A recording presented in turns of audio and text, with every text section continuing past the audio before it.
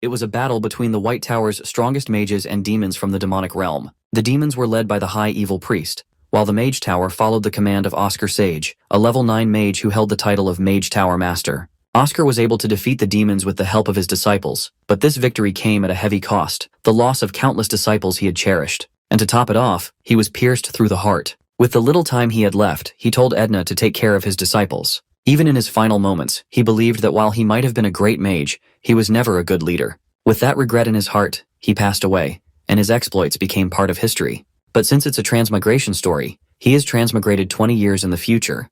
And so, the real story begins. Oscar wakes up in a new body as soon as a leaf petal floats through the window and touches him. He sits up so abruptly that his hand accidentally hits his caretaker, who's carrying water. The water spills all over the poor guy. This caretaker's name is Frank, and he's not too pleased about getting wet because of Oscar. He's sure as hell he doesn't deserve this, especially since he's been the one taking care of Oscar. All he wanted was to switch towels. Frank wants Oscar to fix his terrible sleeping habits.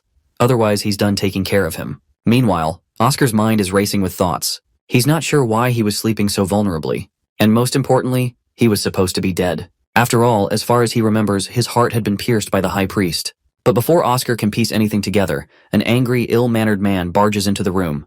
The guy doesn't even know how to knock, he just bursts in like a raging bull. This man is Elder Maxim, Oscar's teacher. Frank tries to calm him down, but Maxime is too angry to even hear it. This time, he's determined to teach Oscar a lesson for how pathetic he is. However, both Frank and Maxim suddenly freeze when Oscar asks them why he's even alive. Even Maxime finds it ironic that Oscar realizes he's just a pathetic loser who should have been dead long ago. Oscar, on the other hand, notices Maxime's robe and realizes he's a mage from the White Tower. So, Oscar asks Maxime to explain the current situation in detail. Of course, Elder Maxim is furious at the audacity of this puny punk bossing him around while acting so clueless.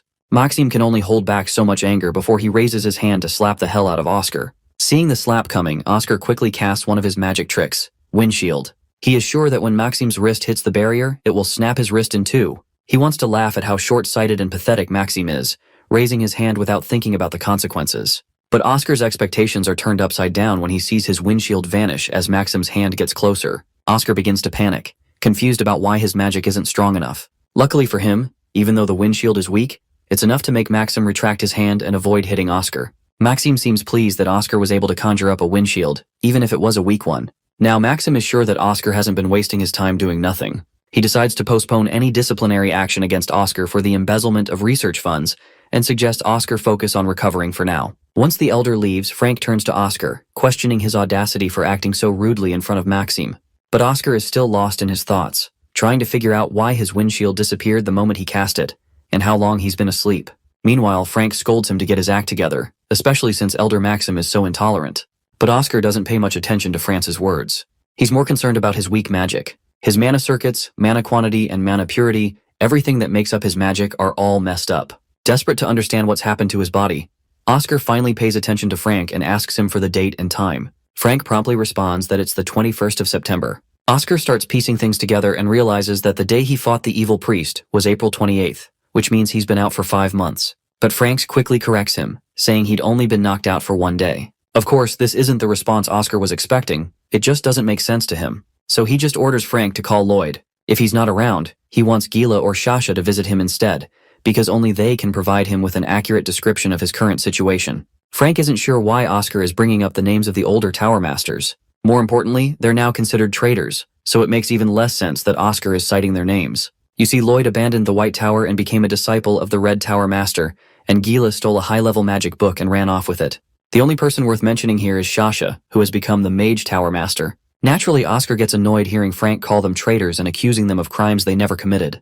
But when Oscar notices little to no hesitation inside Frank, he realizes Frank isn't lying, which means Shasha really is the Mage Tower Master. Still, it doesn't make sense to Oscar how Shasha, who was supposed to be 5 years old, became the Tower Master. Once again, Frank tries to correct Oscar, reminding him that Shasha is 25 years old now, not 5. At this point, nothing is making sense to Oscar. When he looks in front of the window and sees his own reflection, he's struck by the biggest shock of his life. He realizes the body he's occupying isn't actually his. As you might have guessed, Oscar has woken up 20 years in the future. And in just those 20 years, the world has undergone massive changes. Technological and industrial advancements have skyrocketed. Electricity, cars, and things that never existed before, all made possible thanks to the magic engineering revolution. As Oscar takes in this new world, a faint smile crosses his face. His old comrades would have loved this place. Back when the world was crumbling, the only thing left in people's eyes was despair. But enough reminiscing. It's time to learn everything about the owner of this body. The owner of this body is known as Oscar Crucian. He was taken into the White Tower at the age of 10. Now he's 20, a level 1 mage from a fallen noble family. At least the guy has a nice face, so no complaints there. But the major issue is that his body is absolute garbage for a mage. Being 20 years old and still stuck at level 1 is just pathetic. As for why this Oscar collapsed, turns out, he embezzled research funds to buy an illegal elixir, and once he chugged it down, he passed out right there. It's not surprising why that elixir was considered illegal. If it had worked, his mana reserves would have multiplied several times over. If it failed, his life would be in serious danger. Frank said he was unconscious for a day after taking it. But even if that potion had worked, the original owner of this body should have already died from a mana outburst. Then he notices something strange.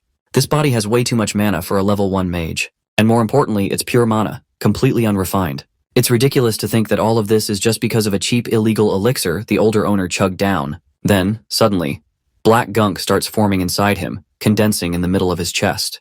And before he can react, that black substance moves. It travels through his body, pooling at his fingertip, before dripping onto the ground. The moment it touches the floor, it starts melting it. Well, it's poison. At first, Oscar doesn't understand why there's poison inside him. But then, everything falls into place. First off, he has to admit that the illegal elixir wasn't a hoax. It was the real deal. A proper elixir that would normally cost a fortune. But the problem is that Oscar Crucian didn't know that the elixir also contained poison. In other words, he didn't die from a mana outburst. He was murdered with poison. And this poison is not an ordinary substance. It's so ridiculously potent that it's overkill for a weak level 1 mage like the previous owner of this body. If it weren't for Oscar possessing this body, no one would have ever figured out the real cause of Oscar Crucian's tragic death. He still has to figure out who was behind this assassination attempt. But for now, he decides to push aside all these worries as he's got something to celebrate. After all, he has been granted the second chance at life, the one he had wished for before he died. So now, in this life, he vows to restore the White Tower to its former glory. Not only that, he's also going to live the perfect, selfish life he had long been denied in his previous life. He also does not forget to express his gratitude to the original owner of this body. So, as a final tribute, the least he can do is avenge the poor guy by taking down the bastards who plotted his death. Meanwhile, elsewhere, a lackey reports to his boss that the store has been completely wrecked. Apparently, some mage caused all the destruction. Of course, the drunken boss loses his mind the moment he hears this. Who the hell had the audacity to attack his stores? The lackey hesitates before answering that the guy responsible for the destruction was the buyer of that illegal elixir, and he wanted to meet the shop owner who sold him this stuff. It does not take the boss long to realize that it's likely Oscar Crucian, but the boss refuses to believe Oscar Crucian could have been capable of such destruction. After all, Oscar is just a tier 1 mage. It makes no sense that Oscar Crucian is still alive after chugging down that deadly elixir, let alone defeating his guards. The lackey fears that if the White Tower gets involved, it'll be trouble if they find out who gave Oscar Crucian the deadly elixir. But the boss doesn't seem worried about the involvement of the White Tower. After all, the person who wanted Oscar poisoned was wearing a White Tower ring. In the next moment, both the boss and his lackey find themselves in shock when they realize Oscar Crucian is standing right in front of them. The worst part is that our boy has overheard everything they were talking about. Now, let's peek into Oscar's inner monologue to understand how he even found these bastards. Basically, he tracked the faint scent that remained in the bottle. After overhearing their conversation, Oscar fears that there are many more people involved in this murder conspiracy than he initially thought. Sounds like a drag, but Oscar has no choice. He has to do whatever he can to take care of it. The boss tries to boss around Oscar, wanting to know if he is actually the one behind the destruction of his store. Oscar doesn't hesitate for a second before owning up to it. He's also quite interested in hearing more about what these two clowns were just talking about, so he orders them to continue the discussion. Of course, the boss isn't having any of the crap Oscar's spitting out. Initially, he was thinking of letting Oscar walk away unscathed, but now he wants him dead. So he orders his lackey to take this brat down. The lackey, without a shred of hesitation, complies with his master's command and charges at our boy. Seeing that talking isn't getting him anywhere, Oscar decides to let his fists do the talking. He raises his hand to cast a spell known as Wind Cutter. The air quickly slices through the lackey's throat, severing it entirely from his body. The boss loses his mind, seeing his lackey's head just get sliced off in an instant. Out of fear, he pulls out his gun and aims straight at his opponent, and begins open fire. But Oscar doesn't even bother to move from his spot. He simply casts a windshield. Since Oscar isn't familiar with firearms, he's intrigued by how such a small thing can produce such terrifying power. The boss, of course, completely loses it when he sees his bullets suspended mid-air before they can even reach Oscar. Oscar, on the other hand, manipulates the wind and sends the bullets flying back at the boss, piercing his body in several places. He drops to the ground like the helpless dog he is. Just to set the record straight, Oscar lets the bastard know that his underlings won't be coming to save him anytime soon. All sounds from this room are blocked off. Naturally, the boss can't make sense of how a mere level 1 mage can cast a silence spell, which is a level 5 magic spell. Oscar quickly corrects him by admitting that it's not silence magic, he's actually used soundbind. To put it simply, he bound all the sound to this room so it wouldn't escape. Back to business. Oscar wants this bastard to answer a few of his questions if he doesn't want to get more of the pain he's already been served. The first thing he wants to know is who is behind the plot to have him killed. Unsurprisingly, the boss, or we can also call him the shop owner, refuses to speak, earning him a well-deserved kick to the face. Oscar finds it commendable that this guy values his pride more than his own life. But still, this doesn't stop Oscar from inflicting even more pain. What Oscar is doing is channeling wind into the bastard's body, making it feel as if thousands of needles are piercing him from the inside. While our boy doesn't usually enjoy torturing people, this is the only way he can get the information he needs, so he goes with it. Soon enough, the bastard starts groaning on the ground, his pathetic face contorted in agony. He's willing to reveal everything, but only if Oscar stops tormenting him. Finally, Oscar decides to show mercy and cuts the guy some slack, though he's looking forward to hearing everything about the mastermind behind this conspiracy. The pathetic man finally speaks up. The mastermind gave them an elixir and some cash, instructing them to sell it to Oscar at a cheap price. The only reason they took the job was because the mastermind didn't take no for an answer. As for the mastermind's appearance, the guy had a hood over his head, so they couldn't see his face. However, the mastermind was definitely wearing a White Tower ring. Hearing this, Oscar quickly realizes that the hooded man intentionally wore the White Tower ring to throw this guy off. Oscar then asks the pathetic man how the mastermind smelled. The shop owner promptly describes the scent as being very distinct, something refreshing and clear, similar to mint. Oscar takes note of the scent description and moves on to his next question. He wants to know how the shop owner planned to get away with murder after poisoning someone with the elixir he sold. The shop owner reveals that the White Tower is currently busy with the withdrawal from the 4 main magic towers, so he didn't think they would conduct a real investigation. The mention of withdrawal from the 4 main magic towers catches Oscar's attention, so he presses the shopkeeper to reveal more. The shopkeeper is confident that Oscar, being enrolled in the White Tower, is supposed to know more about the internal affairs of the White Tower. In response, Oscar justifies his lack of knowledge by claiming that he got memory loss after he chugged down the elixir. The shopkeeper then proceeds to hand over all the relevant documents related to the conspiracy. Oscar grabs the papers and begins going through them. First of all, he learns about the White Tower's current situation. The documents say that April 28th is designated as the Day of the White Knight because the High Priest died on that day, and the Emperor commemorates the sacrifice of Oscar Sage by bestowing great benefits to the tower, including a 30-year tax exemption. However, among all the magic towers, it was the White Tower that produced the worst results last year. The White Tower, which lost everything 20 years ago, has yet to make a resurgence. There's an important announcement coming from the Imperial family at this year's White Knight Festival. Experts have pointed out that the absence of advanced magic is the largest problem facing the White Tower. Oscar is astonished to learn that the White Tower lacks advanced magic. He distinctly remembers giving documents to Edna to prevent something like this from happening. Then there's the last thing he reads, which describes how the White Tower produces the worst business results. Out of curiosity, Oscar asks this guy what kind of business the 4 main magic towers are running right now. The guy reveals that the Yellow Tower of the East, which controls lightning, opened up the great magic engineering era. They contributed to revolutionary innovations like street lamps and cars. Then there's the Blue Tower of the South, which contributed to the drinking water business, agriculture, and various kinds of potions. As for the desert-dwelling Red Tower, they joined the military ranks and assisted in missions like monster subjugation. Finally, there's the White Tower, which Oscar is most interested in learning about. Apparently, the White Tower does deliveries. Oscar is completely confused about what the shopkeeper means by delivery. So, for context, the shopkeeper elaborates that considering the White Tower's post office and the Wind Riders who can fly, they have a great advantage in delivering items quickly and safely. Oscar is deeply disappointed, and his day is ruined. You see, the prestigious mages of the White Tower fly high in the sky and rule over it, a symbol of freedom and bravery. This is why they were compared to dragons and eagles. To think that someone would choose such a ridiculous business for the White Tower makes him feel completely defeated. If only he could find out who decided on this business for the White Tower, Oscar would definitely make that bastard pay with his life. But it turns out, it's the current White Tower master who chose this business. Meaning, it's basically Oscar's own disciple who has brought such shame by allowing the White Tower to sink to such low standards. Moving on, Oscar wants to learn more about the business model of the Blue Tower. While he understands that potions are the largest source of profit for any magic tower, he doesn't get why the drinking water and agriculture industries are involved and why the Blue Tower is pushing these businesses. The shopkeeper finally reveals that the Blue Tower practically has a monopoly on the potion market, so they're selling clean water at an expensive price in the drinking water business. As for the agriculture business, they bring rain to areas experiencing drought. Oscar feels disappointed upon hearing this. As far as he remembers, the White Tower was the biggest player in the potion market about 20 years ago. If only all those potion creation methods hadn't been burned, the future could have been drastically different. Anyway, he's still curious about why people are buying clean water. It just doesn't make sense to him. Well, the shopkeeper reveals that it's the filthy rich who are splurging on this so-called clean water. Oscar doesn't see the appeal of spending money on something that is literally free. To him, drinking water from a well is just as refreshing.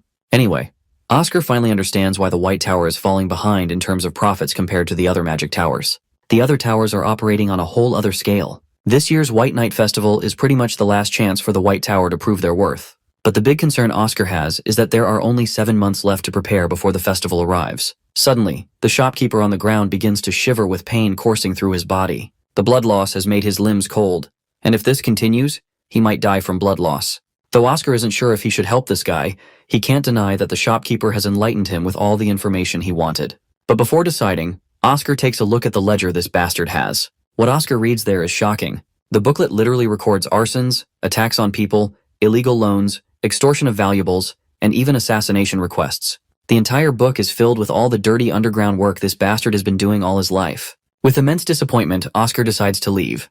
This piece of shit isn't worth saving. With that, he jumps off the building, leaving the guy to die there. Later that night, our boy finally makes his way into the White Tower. He feels utterly exhausted, like he's about to faint. It's just pathetic that he's feeling burned out after using a few basic spells. He's not even sure if this weak body can handle the advanced magic he plans to wield in the future. You see, what made Oscar Sage the greatest mage in human history was his mastery of wind archive magic. He tries to use it, but the magic just disappears. Before going any further, he decides to do a full checkup on his body's condition. First, he runs a magic scan. While the scan is running, he figures he should learn more about the owner of this body to understand it better. So he grabs Oscar Crushen's profile book and starts reading. Apparently, Oscar Crushen is the heir of Count Crushen and the sole survivor of a disastrous mansion fire. The magic world recognized his genius early on, and expectations were so high that different factions fought against each other just to recruit him. During his 6 years at the Empire Academy's magic faculty, he never scored anything less than full marks. With his extraordinary thesis, he managed to prove, without a doubt, that he was a genius. But what our boy can't understand is why someone like Oscar Crushen is still stuck at level 1. His doubts soon clear up when he reads that Oscar Crushen had mana deficiency syndrome. Bro had the potential to be a great mage, one capable of representing his entire generation, but his mana deficiency syndrome held him back. This news comes as a real shocker. Now it finally makes sense why this dude is still stuck at level 1. He understood magic better than anyone else, but because of his condition, he couldn't utilize it. Meanwhile, the magic scan is done, so our boy checks the results. And what he reads is shocking. Turns out he doesn't have mana deficiency syndrome. It's not the illness Oscar is facing, it's just that someone intentionally sealed his mana circuits.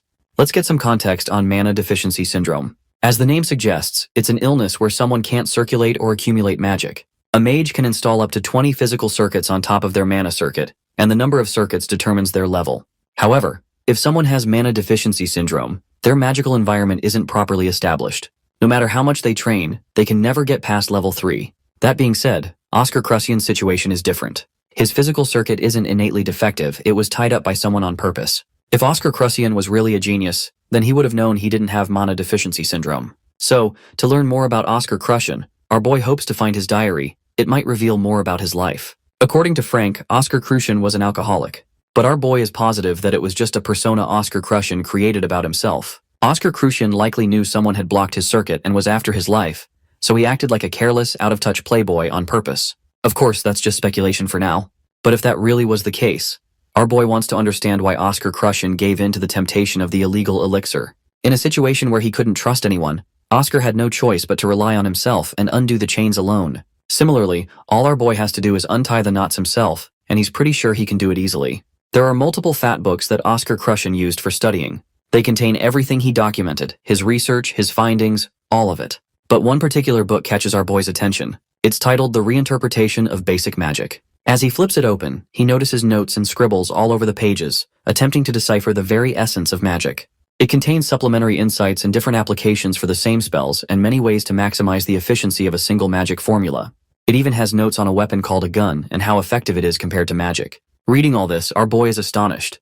The advanced concepts behind various wind spells written in this book are the same as the ones our boy uses. On top of that, Oscar Crushen also wrote about how each spell could be applied in different situations, adapting magic based on circumstances rather than relying on rigid formulas. His research doesn't stop here. Oscar Crucian also created more basic magic by himself. Our boy finds it fascinating that Oscar Crucian, despite not being able to use magic himself, performed all these experiments as mental exercises. Now, there's no doubt why he was called a genius. Current Oscar also finds it intriguing that the previous Oscar's entertaining theories are so similar to his own. This book is living proof that the previous Oscar didn't just give up on magic. No, he worked his ass off more than anyone else. Every word written here represents his passion for magic. One of the pages also contains a beautiful quote, where he expresses his hope that this book will blow even the weakest winds toward the White Tower from a mage about to attempt his biggest challenge. This quote shows that he knew there were enemies out there trying to bring him down and prevent his talents from shining. But he fought for himself, alone, because he had no one. Oscar Crucian was a young mage who didn't break because of his cruel fate.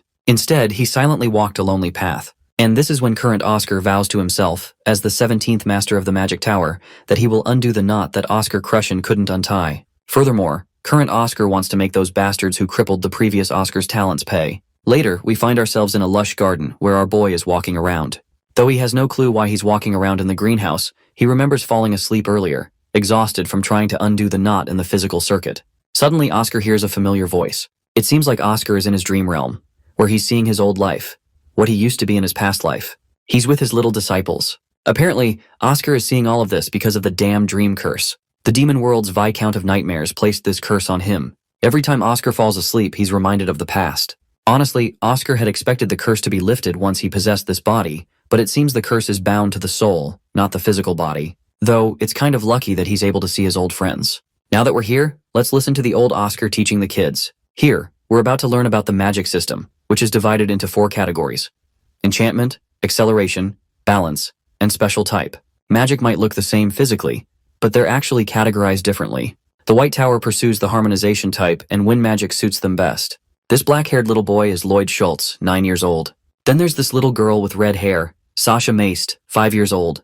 We also learn that each magic tower has its preferred magic type, as each type has its own traits. For example, the Golden Tower values speed most, so they specialize in acceleration-type magic, while the Red Tower puts their faith in fire, so they represent enchantment-type magic. The Azure and White Towers both specialize in balance-type magic. The golden-haired boy, Gillian Dominic, who is currently 7 years old, expresses his interest in learning acceleration-type magic because he thinks slow things are such a drag. But Oscar reminds the excited kid that he can't just pick any type on a whim, because everyone is inherently born with an affinity for a particular magic. Sasha then curiously asks how they can figure out the affinity they're born with. To answer her question, Oscar creates a small magic circle on the ground and tells her to extend her index finger and try to use the spell written on it. The girl is a bit confused because it's the first time she's seeing a spell like this, but she tries anyway. As soon as she does, Mana begins to dance at the tip of her finger. Oscar takes note of how it's not too fast, nor is it lethal. Since it's balanced, she's harmonization type. The girl is overjoyed to hear this because she has the same type as her master. The other disciples also begin checking their types. It turns out Gillian has gotten acceleration-type magic, just as he had hoped. And oh boy, that makes the little guy so happy he's practically bursting. Lastly, there's Lloyd. His mana takes the form of a pretty flower, which means he's a special-type mage. Lloyd meekly asks his master if there's any way to change his magic type once it's been decided. Oscar doesn't quite understand why Lloyd would want to change it, especially since special type is so coveted. Only 2 people out of every 1,000 have it. Lloyd's reasoning is simple. He wants a balanced type, just like his master. This makes Oscar crack a playful smile. While Oscar is willing to look into how someone can change their type, he's thinking of giving Lloyd the most attention out of everyone since he's got the special type.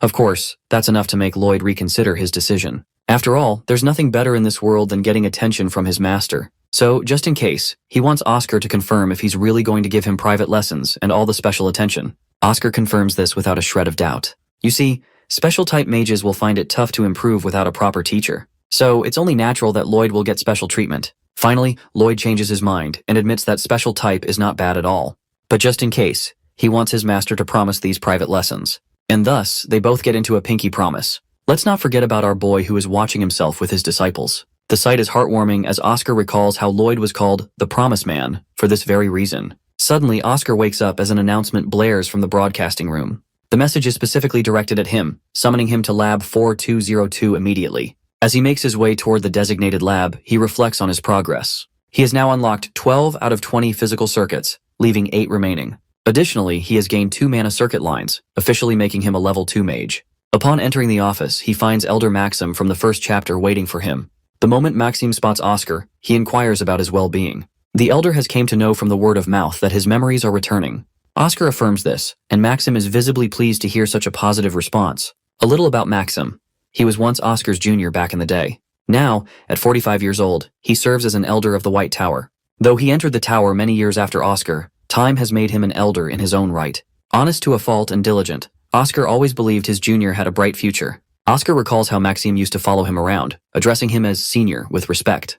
Noticing Oscar's nostalgic expression, Maxim asks the reason behind the faint smile etching over his face. However, he moves the conversation forward, revealing reports of 2 recent deaths, the Gordon family's boss and the acting head. Maxim questions whether Oscar knows anything about this. Oscar promptly responds that while there isn't anything in particular he has to say, there is a justifiable reason behind their deaths. Then he drops the bombshell. Those men had tried to assassinate him. He explains that the elixir was poisoned, and the commission fee along with the ledger serves as proof, and he stole them from Gordon family's boss's house. Maxim finally pieces things together, realizing that Oscar's bedridden state was likely due to this assassination attempt. Oscar confirms his suspicions and further reveals that when he confronted them, they attempted to kill him. However, he managed to defend himself and came back with the proof. The ledger contains details of the contract killing. Maxim acknowledges this and assures Oscar that he will ensure the incident is closed as self-defense, keeping Oscar out of any murder allegations. Oscar is relieved to hear this. With that settled, Oscar makes a personal request. He wants to meet the Magic Tower Master Shasha. Since this request is within Maxim's ability to grant, he sees no reason to refuse. Moreover, he recalls how Oscar often had discussions about magic with the Magic Tower Master in the past, making this request even more reasonable. This revelation surprises Oscar, as he was unaware that the previous Oscar had spoken with Shasha before. Now he is curious about what those conversations entailed. However, Maxim reveals that the earliest possible meeting with the Master would be in 6 months, which coincides with the White Night Festival. The reason for this delay is that the Master is away on a business trip, handling an important commission. This doesn't sit well with Oscar, and he wonders why the Magic Tower Master would go to such lengths for what seems like a minor responsibility. In response, the Elder explains that the High Mage is currently absent, so the Master has to take on their duties as well. Out of curiosity, Oscar inquires about the Magic Tower Master's current level. Maxim reveals that she is a level 7 High Mage. Hearing this, Oscar reflects on how, at her age, he had already reached level 9. Given her talents, he believes she should have at least reached level 8 by now, so he is not sure what held her back. Shifting the topic, Maxim brings up the reports, mentioning how the cross-section of the corpses was unnaturally clean. This raises the question of whether Oscar has started practicing attack magic again. Oscar affirms that he trains only when he feels like it. With their discussion concluded, Oscar is dismissed. Once Oscar leaves, Magic Tower Vice Master Hamel Glimwitz promptly appears in Maxim's office. Hamel urges Maxim not to be too strict with Oscar. However, Maxim believes that Oscar deserves to be scolded if he gets involved in trouble. While Maxim may be right, Hamel still worries about Oscar since he was the one who brought him into the White Tower. Reflecting on his recent encounter with Oscar, Maxim recalls how he had conjured a windshield. While it's just a basic magic spell, perfecting it in just a few days is nearly impossible. This means that Oscar must have been secretly studying very hard. With that in mind, Maxim reassures Glimwitz that Oscar is indeed a hardworking individual. With that, Glimwitz departs to attend an elders meeting, where Elder Fidelina is already waiting. Meanwhile, Oscar walks around the same greenhouse he had seen in his dreams. As he moves through the lush surroundings, he encounters the caretaker of the place. While the caretaker seems to recognize Oscar, he himself has no recollection of the man for obvious reasons. When asked for his introduction, the caretaker introduces himself as Wilter, the manager of the Magic Tower's facilities. He has heard rumors about Oscar losing his memories, and after seeing him in person, he confirms them to be true. Oscar notices that Wilter refers to him as young Sir Oscar, instead of simply calling him Oscar. So out of curiosity, he asks why. Wilter explains that he also worked here when the previous Magic Tower Master, Great Sir Oscar, was in charge. He uses the term young to differentiate between the two. Suddenly, Oscar expresses his desire to have Wilter as his conversation partner. While Wilter appreciates the offer, he worries that he won't be able to keep him company for much longer, as he plans to leave the tower soon. Having served the Magic Tower for 40 years, Wilter has witnessed 3 masters come and go. His co-workers have constantly changed, and he is the only one left from his generation. He has held out this long because of something the previous Oscar said during his appointment ceremony. The former master believed that everyone residing in the tower was needed, encouraging them to live with pride as part of the White Tower. While it might sound amusing, Wilter took those words to heart, working diligently with the belief that he was a true member of the White Tower. Oscar assures him that this way of thinking is not silly at all. In fact, he feels proud of Wilter for his dedication. Regardless, Wilter has already made up his mind. He will leave soon. The state of the White Tower has been deteriorating for some time. The facilities are struggling, and finances are not what they once were. Next month, his 40 years of service will officially conclude, and he will receive a long service award. For context, All non-mage members of the White Tower receive a long service medal and a monetary reward upon completing 20 and 40 years of service. Those who have served for 40 years receive 200,000 bells, a sum large enough to buy a house in most major cities. However, the White Tower is no longer in a financial position to afford such rewards. To pay him that much, many would have to risk their lives taking on high-stakes commissions just to make ends meet. Wilter, unwilling to be a burden, does not want to take such a generous reward while the White Tower is struggling. To him, this place has been like a second home. Oscar feels a lump in his throat upon realizing how dire the White Tower's financial situation truly is. Reflecting on it, he had previously thought that the Azure Tower engaged in questionable business practices simply to make money. But now he realizes the truth. It's not the Azure Tower that was foolish, it was him for underestimating their work. The Azure Tower has earned copious amounts of money, proof of their success. It's no surprise they are currently the strongest in history. Meanwhile, all Oscar has are useless titles: War Hero and Mankind Savior. Honorable as they may be, they mean nothing if he can't even secure rewards for those who dedicated their lives to the White Tower. Wilter suddenly snaps him out of his thoughts. He notices Wilter nursing his bleeding hand. Looks like bro had clenched his fist so hard in frustration that his nails had pierced his palm. Despite the injury, Oscar is more worried about when Wilton plans to leave. Wilter mentions he still has 2 weeks of service left. Oscar then expresses his desire to keep him as a conversation partner, assuring him that he will find a way to make enough money so that no worker ever has to leave the White Tower for financial reasons again. Oscar did lay down his words, but right now he's puzzled more than ever. He doesn't have any clear path of striving towards wealth. The things that come to his mind are working with lectures and commissions out of his own income, but let's be honest, that's a terrible approach to fund an entire magic tower, especially when he's a shitty level 2 mage at the moment.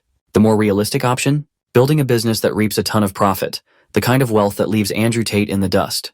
He's thinking about working with potions when suddenly, Oscar reaches an enlightenment. Cutting to the Vice Tower Master's room, we get to see Fidelina, the person in charge of the finances of the Magic Tower, throwing a fit because of the recent troubles caused. She's mad as hell that they're overlooking the act of stealing. Every word muttered from the blonde mage's mouth causes her to get even more pissed, especially when he's making light of the situation. She goes up in his face, roaring at the man for opposing her for the smallest suggestions. It didn't seem like it, but these two mages are considered the elders of the tower, and yet they were fighting like children. Pitching in with his own words, the Vice Tower Master argues that Maxim is correct on where he stands. They can't just throw the child into an isolated extreme training program, guaranteeing Needle's torture. Despite Fidelina's opposition, the Vice Master concludes that they should use the child to pay a fine of 3 times the research fee to make up the punishment. Bro is out here getting robbed, but it's better than torture, I guess. Fidelina digresses, complaining about their shortage of money and how it's imperative to make a sensible decision soon.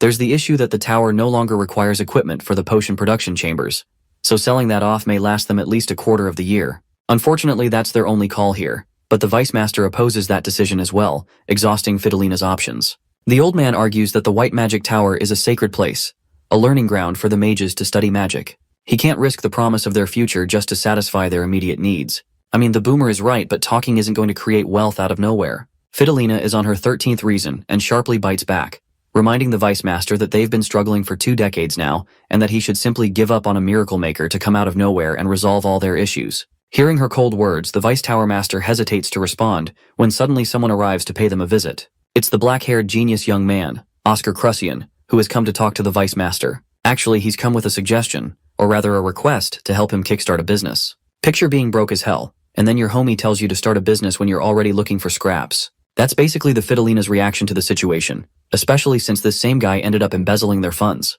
She goes on to continue her yapping, but our boy filters her words out and continues speaking. Having read an article from the newspapers, he's come to discover that the Vince estate was forced to go on a lockdown in response to a flu outbreak.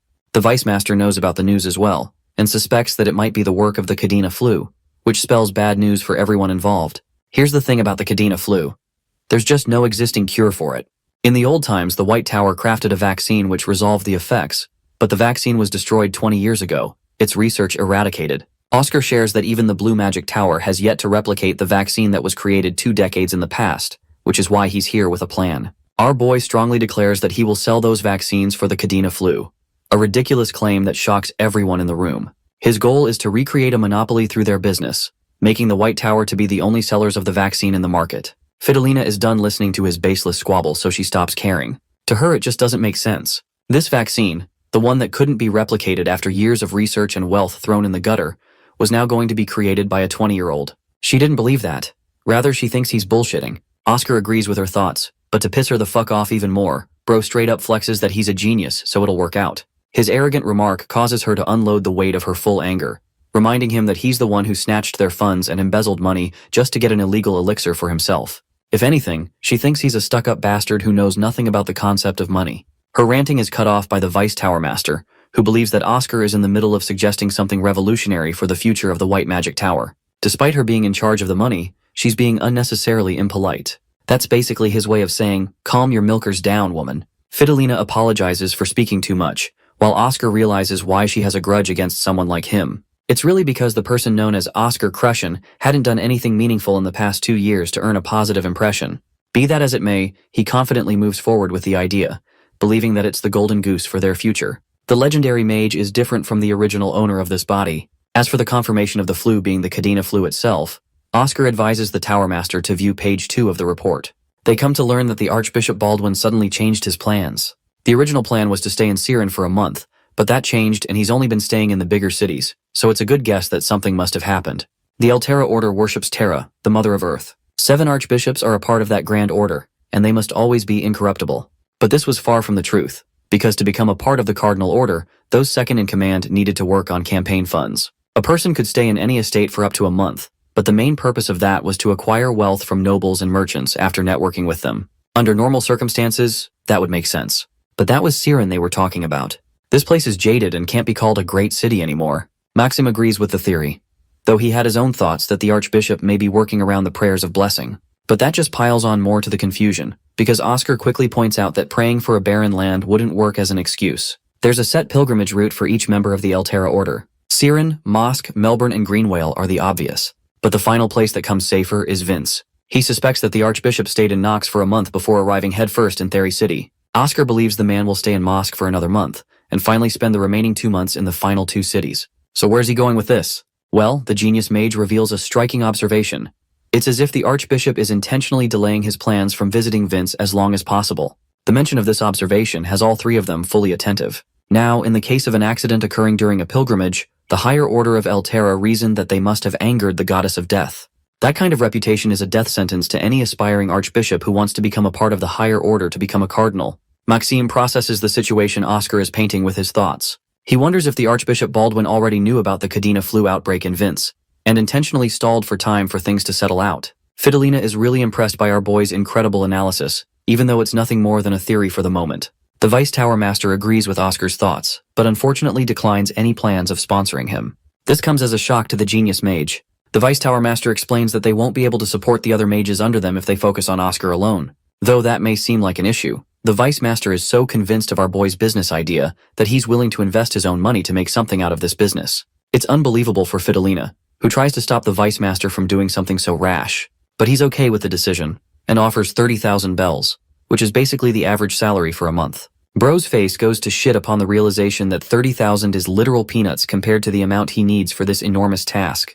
In the production chamber, Oscar is out here having a headache. Since he's short on funds, he's got to execute Plan B. This time, he intends to create a short sample of the vaccine to supply it to Baldwin, and then retrieve money from the Archbishop's side. After all, Baldwin's reputation depends on his pilgrimage, so he'd be willing to spend a good fortune. Getting to work, the genius mage prepares himself to create the vaccine. Getting started with his work, our boy is satisfied with how things are going. He's satisfied with the energy drink that he made as a practice session. His poor assistant is out here doing the heavy lifting for our boy, just gathering the ingredients. Luckily, Oscar has a fatigue recovery potion on him, so it should help out. The energy drink he made is fresh and new. As for the ingredients, they're premium quality, which was hard to find. Oscar thinks that this guy should be a damn merchant himself because he's got an eye for the good stuff. Funnily enough, that's exactly what he plans on doing after the tower is fully demolished. Oscar slaps him for saying bad stuff about the tower. Since Elder Fidelina assigned him to do the heavy lifting for our boy, Oscar has changed his impression of her. She seems like a caring sweetheart underneath that mean face. But the thing is, Oscar doesn't exactly require an assistant. He analyzes the situation of the White Tower. Things aren't looking good because of people constantly creating new issues for him. If only they banded together and contributed to the growth of the tower, the situation would be far different. Among those children is Frank, the assistant he's been assigned. The kid seems sharp, and Oscar has been meaning to ask him a question. Frank expresses his concern regarding the poisonous ingredients, which he noticed upon buying. The thing about the black lilies of the valley, the red camellias and the ghost mushrooms, is that they're all poisonous. But Oscar argues otherwise, explaining that even poisonous ingredients could be used to create medicine, as long as they know how to handle them properly. First, they will detoxify the ingredients by boiling them for 12 hours. However, there's one glaring issue with that method, which also washes away the rich nutrients inside the herbs. He asks Frank about the dumplings from the Yan dynasty. To make them, a steamer is used, which is a tool that can also detoxify the herb while also retaining most of the nutrients inside. And that's his plan. He's going to extract about 98% of the ingredients using this method. Then, their plans of monopolizing the market will be one step closer than ever before. Frank asks if the steaming process is the end of the detoxification itself. But that's not all. The ingredients inside only get softened and then further detoxified using a special spell. Activating air drain, Oscar extracts the poisonous essence from the steam and removes it completely. The remainder of the steam is pure, containing not a single ounce of toxin inside. So now, the only thing left is to mix the components back to a single potion. At last, the impossible cure for the Cadena flu is finally created. Frank is left speechless by what happened. He's even told to try it out himself, but it's not like he can pull off what the genius mage just did on his own. He doesn't even know how to perform a duel cast. Initiating the air drain spell, the kid showcases some unstable mana control, but overall performs better than Oscar's initial expectations. Struggling to maintain the spell, the kid reaches his limit. Oscar goes on to tease him for being unable to duel cast. Frank points out that it's ridiculous for him to expect a dual casting ability when he hasn't even reached level 4 yet. Oscar gives him a one-of-a-kind opportunity to learn the secret technique from him. The key to unlocking this ability is to create separate partitions inside of your brain, the left hemisphere focusing on Magic A, and the right hemisphere focusing on Magic B. Applying this advice, Frank gets to work and immediately shows promise with his spell. He has now successfully learned how to dual cast, which was much easier than he thought it would be. Thus brings the question, why is it a secret technique if it's so easy to learn? To that, Oscar reveals that the mages are greedy and didn't want the juniors to easily get their hands on everything. They wanted them to put in the work before acquiring such an ability. But this kind of tradition is nothing more than an obstacle in a battle for power, because techniques like these prove to be critical in such times. Right now, the White Tower desperately requires newer information with a richer source of knowledge. Oscar is glad that he's starting to make changes around here. He's also impressed by France's innate talent for getting things right on his first attempt. He's much happier now than before, and even more eager to serve Oscar with fresh herbs. Since they've already got a big steamer, it's time to use it to extract larger portions of the herbs. After what seems to be hours of relentless work, Frank is on his damn knees.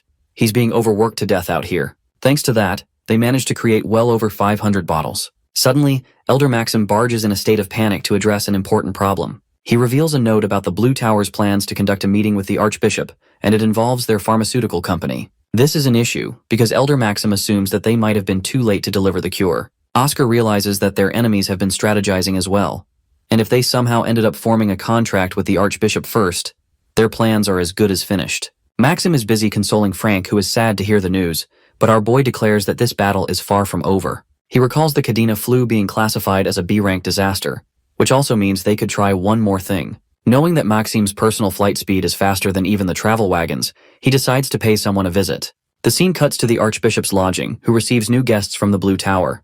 The level 5 mage, Moira Miane, and Neil Bryan, the company's director, have come to present something. Baldwin tells them to take a seat and asks about the update on the cure for the flu. With glee, Moira remarks that they're making steady progress. It's good news for Baldwin, who is eager to find when it will be done. Turns out that they just need to test it on a bunch of trials, and with successful results, they will officially receive permission to administer the drug. However, Moira points out one glaring issue. Since the clinical trials will take much more time to finish, they can't launch the sale campaign immediately. Baldwin is furious to learn that they're still going to take half a year to fully sell the cure, which doesn't align with his plans of leaving for Vince in 4 months. His pilgrimage is at stake, when all of a sudden, Baldwin receives yet another unexpected visitor. He wasn't anticipating this person, and not even the Blue Tower mage knows anything about their identity. When the door opens, the black-haired mage walks right in, politely greeting the Archbishop with his name and humble rank, paired with the promise of making a good offer. This mage has become a beacon of hope for the Archbishop, who is desperate for a solution. Baldwin certainly didn't expect a mage from the White Tower to greet him today. Oscar declares that he's here to talk about the Cadena flu's cure, his words piercing Moira's expression and surprising the Archbishop in a sudden motion. Baldwin replies, revealing the intent of the Blue Tower mage and his company's director, who have come for the same purpose. To that, Oscar wonders if it's already too late for him to join in, but lucky for him, Baldwin is annoyed that the Blue Tower is still going to need at least half a year to get their vaccine out, which is just the thing that our boy needs to hear. Oscar's relieved. With this, the White Tower is happy to extend its favors to the Archbishop. Roaring with a sudden accusation, Moira accuses the mage of his deceitful lies, believing that the pitiful White Tower mages have no funds or resources to even produce a speck of the impossible cure. Baldwin takes that point into consideration and requests for the young mage's name again. After Oscar tells him his last name, Baldwin goes on to question if the kid has really come up with something promising. Deciding to unveil the secrets of his work, our boy puts down a small wooden box, stating that it wouldn't be right for him to lie to the Archbishop's face. Popping open the lid, he reveals a potion inside, filled with blue liquid and serving as a sample of their product. Immediately, Moira is thrown into chaos, while Baldwin is dearly impressed, going so far as to ask about the possible units that could be produced and when. Moira tries to intervene, but the Archbishop zips him shut for being lousy and unprepared in their negotiations. The Blue Mage suddenly remembers that just like they couldn't access the permission from the Empire's drug department, the same goes for the White Magic Tower, who also didn't get an approval. Agreeing in the fullest, Oscar reveals that there's no such approval for them. Moira gets all arrogant, pointing out that the White Tower is no different than their own position of failing to get the approval. The Blue Tower would be more than happy to produce the vaccines from factories spanning over the continent. To hammer his point even more, he speaks of the White Tower in disdain, and just going by the Blue Tower's excellent track record of developing medicine, he assures the Archbishop that the product they're going to release will be decades ahead of their competition and of the finest quality. Oscar has had enough and cuts him off, pointing out the humorous remark about the Blue Tower's rich history, especially in the face of a White Tower's mage. Taking the insult to heart, Moira's expression changes to anger as he demands Oscar to take back his words. But this man is a savage and has no intentions of staying quiet. He casually reminds them about the first ever magic tower that was established. Moira thinks he's making a big deal out of a 5-year difference, but it's really more serious than it seems. Because in that 5-year difference, the White Magic Tower accomplished more than the Blue Tower ever will in 10,000 years of its life. Someone call the fucking ambulance because this man just assassinated someone with his words. The arrogant Blue Mage is given a history lesson, being reminded of the White Tower's personal monopoly of the cure for the Cadena flu just 2 decades ago. In an effort to sway such words, Moira tries to act like the past is irrelevant. But then he feels an overwhelming amount of pressure exuding from the level 2 mage, who shouldn't be able to do something like that. Oscar feels the dire need to remind this fool of the important past he keeps forgetting about. But their conversation is suddenly interrupted as one of the servants of the Archbishop comes to inform him about an urgent call. And that call is from the Lord of Vince himself. Picking up the phone, the Lord of Vince thanks Baldwin for his immense kindness for sending them the vaccine. This comes as a terrifying shock to Baldwin, who doesn't get what's going on. He didn't send them anything. Turns out the White Tower's elder stated that he was requested by Baldwin to prepare the vaccine in secret. And it's working out splendid as the cure is fixing every patient in the span of a few hours. It's as if it is a blessing from the goddess, which is a blend of words the Archbishop loves to hear. Oscar is casually enjoying their reactions. Moira's face is growing to shit the longer the call goes on. There's no apparent side effect, and the Lord of Vince is even ready to accept a second batch. Turning back a few moments, we learn that Elder Maxim left the decision up to the Archbishop to decide. But Baldwin takes control of the conversation and states that they'll send a second batch as soon as it's ready, much to the Lord's amusement.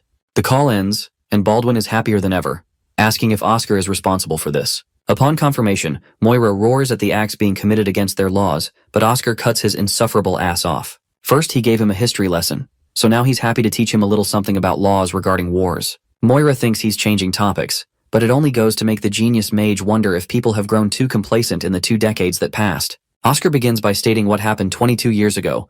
Only one weapon was responsible for annihilating the lives of the humans in their battle against the demons. It wasn't a sharp sword or a spear, but a deadly pandemic. Realizing they had to act quickly, the mages of that time began research to produce cures, and the FDA's delayed actions caused many lives to be lost. It was then that a new statement was added to their laws, categorizing special treatments to be exempt from approval in the face of war. This means that they will remain unaffected by the laws of the FDA. Just like any normal person, Moira points out that they're clearly not at war, so it doesn't make any sense. To shut him down again, Oscar reveals that 3 cases qualify a situation to be a war. The first is when opposing nations are fighting against each other.